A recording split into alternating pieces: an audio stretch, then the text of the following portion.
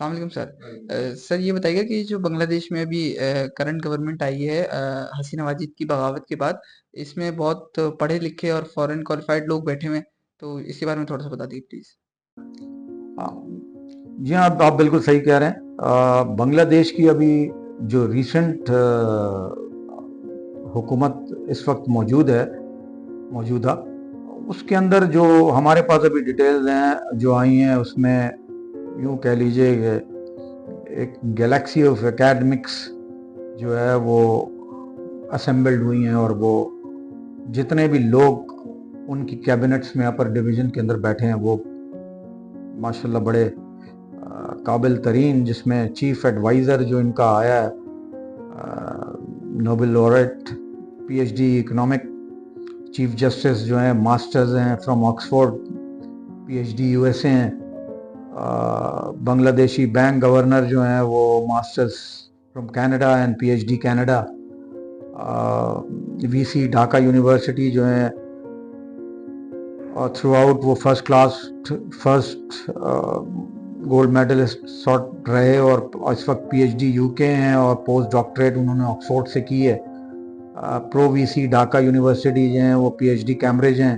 پرو وی C Dhaka university 2 جو ہے وہ ماسٹر انہوں نے یو کے سے کی ہے اور پی ایچ ڈی یو کے سے کی ہے۔ اکنامک ایڈوائزرز جو ہیں وہ پی ایچ ڈی کینیڈا سے ہیں،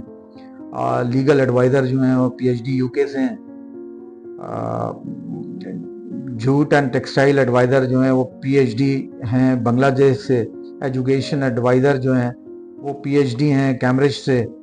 advisor power and energy development جو ہے P H D Boston university سے ہیں۔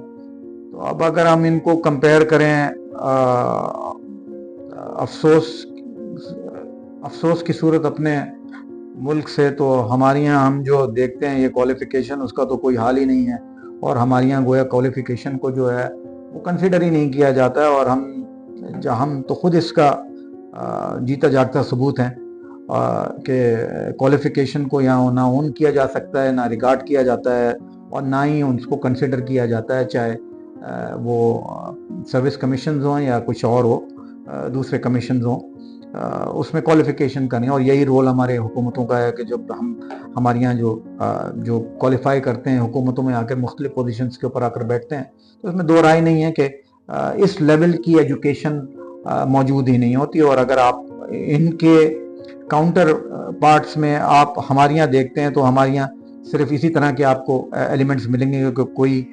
برادر آف ایکس پی ایم ہوگا، کوئی daughter of ex P M ہوں گی، کوئی husband of ex P M ہوں گے، کوئی brother in law of ex P M ہوں گے، کوئی سن آف پریزیڈنٹ ہوں گے، کوئی نیس آف ڈیفنس منسٹر ہوں گے، کوئی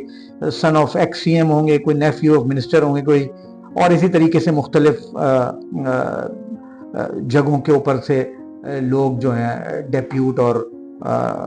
بٹھا دیے جاتے ہیں، اور ریگارڈلیس آف کہ آپ کو وہ کوالیفیکیشن بیسڈ ایلیمنٹ ہے یا نہیں ہے، آپ اتنی کوالیفیکیشن رکھتے ہیں کہ اس سبجیکٹ کو رن کر سکیں گے یا چلا سکیں گے۔ ایک یوں کہہ لیجئے کہ تھرو آؤٹ کنٹینیوس ایک حکومت کے اندر جو لوگ ہیں وہ تھرو آؤٹ کنٹینیوسلی باپ بیٹے اور پھر نسل در نسل جو ہے وہ چلتے رہتے ہیں، اور جو حکومت سے باہر جو لوگ کوالیفائڈ لوگ ہوتے ہیں وہ یا ملک چھوڑ کے چلے جاتے ہیں، یا پھر وہ جو ہے کسی نہ کسی فرم کے اندر اپنی زندگی کاٹ رہے ہوتے ہیں اور چھوٹی ایک اپنے بال بچوں کا پیٹ پال رہے ہوتے ہیں۔ یہی وجہ ہے کہ آج کسی بھی سیکٹر میں ہمارے پاس ترقی کی کوئی طریقہ کار نہیں بچا، اور نہ ہی ہمیں امید ہے کہ خدا نہ خواستہ